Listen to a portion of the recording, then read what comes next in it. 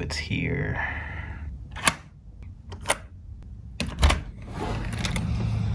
All right, what do we have here? MST intake. Let's see what this is all about.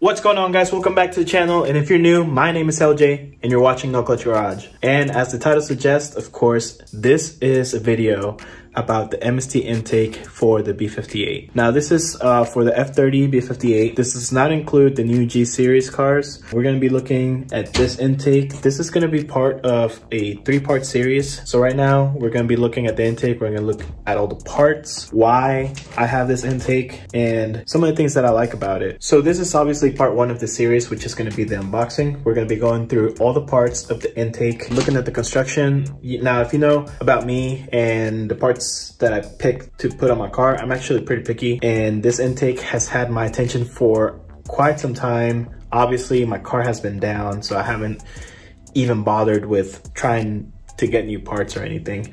But my car is about to be back. So we're gonna look at this. We're gonna look at everything that comes in the box. So that's number 1. Number 2, we're gonna be installing this into my car. That's gonna be for part 2 of this series. And then part 3, we're gonna drive this car with the intake. Now, I don't wanna talk too much about anything else right now other than what's in the box. So let's go ahead and dive into the box. Let's see what comes in here. Maybe we can try to pre-assemble it before we put it in the car and just kind of show you what it looks like, and maybe I'll give you a little bit of feedback on what I think about it so far. So let's get right into it. All right, guys, so let's go ahead and dive in. So first we have this wrapped in like cardboard paper.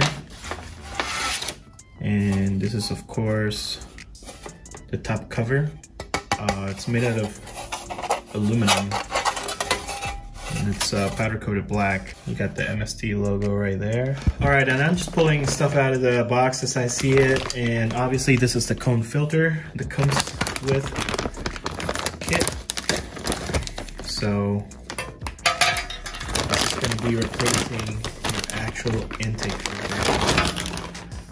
And that's what that looks like.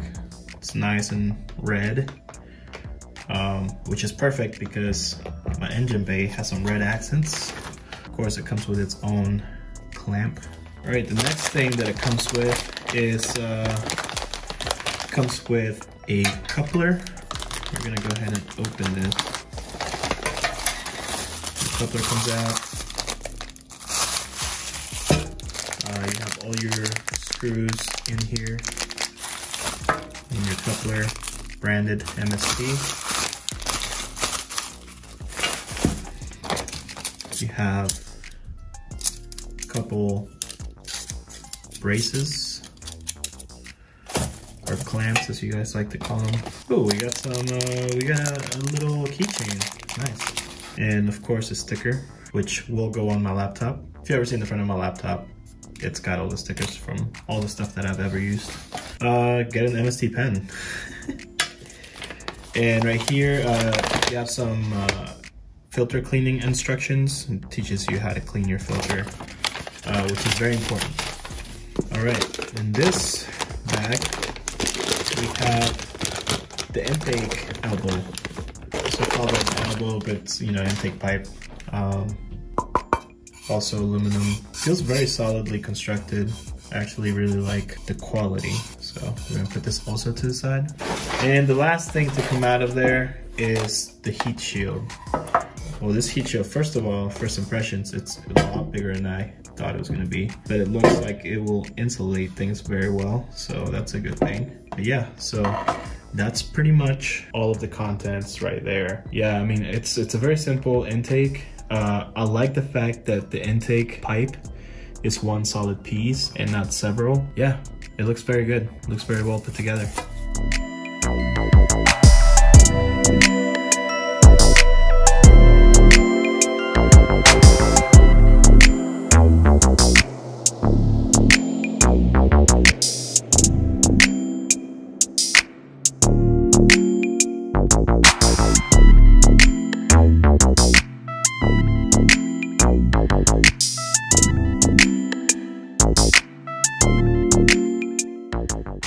All right guys, here it is.